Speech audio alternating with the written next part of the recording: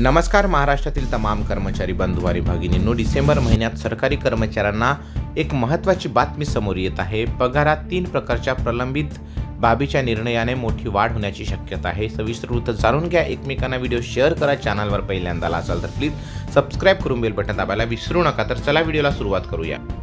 तर सरकारी कर्मचाऱ्यांच्या पगारात माहे डिसेंबर महिन्यापासून मोठी वाढ होण्याचे संकेत दिसत आहेत, कारण डिसेंबरमध्ये काही महत्त्वपूर्ण बाबीवर मोठा निर्णय घेण्यात येणार आहे। याबाबतची सविस्तर माहिती याप्रमाणे।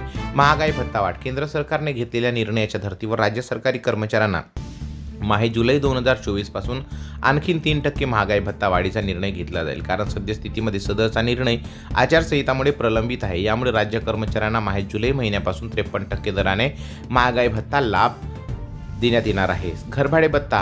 राज्य शासनाच्या 7व्या वेतन आयोगाच्या नियोजित तरतुदीनुसार महागाई भत्त्याचे दर हे 50% पेक्षा अधिक झाल्यास घरभाडे भत्त्यामध्ये सुधारणा करण्याचे निर्देश आहेत। तर राज्य शासनाच्या वित्त विभागामार्फत 5/2/2019 नुसार प्रसिद्ध करण्यात आलेल्या निर्णयानुसार डीएचे दर हे 50% पेक्षा अधिक झाल्यास वास्तव्याच्या ठिकाणानुसार 30%, 10% आणि 20% अशी घरभाडे सुधारणा करण्यात येणार आहे। आणि वेतन त्रुटीचे निवारण। 7व्या वेतन आयोगामध्ये जे काही वेतन त्रुटी आहेत, अशा वेतन त्रुटीचे निवारण करून सुधारित वेतन श्रेणी लागू करण्याबाबतचा अहवाल वित्त विभागाकडे तयार आहे। तर निवडणुकीनंतर सदरचा अहवाल राज्य शासनास सादर केला जाईल व मंजुरीनंतर सुधारित वेतन श्रेणीनुसार कर्मचाऱ्यांच्या वेतनामध्ये मोठी वाढ होणार।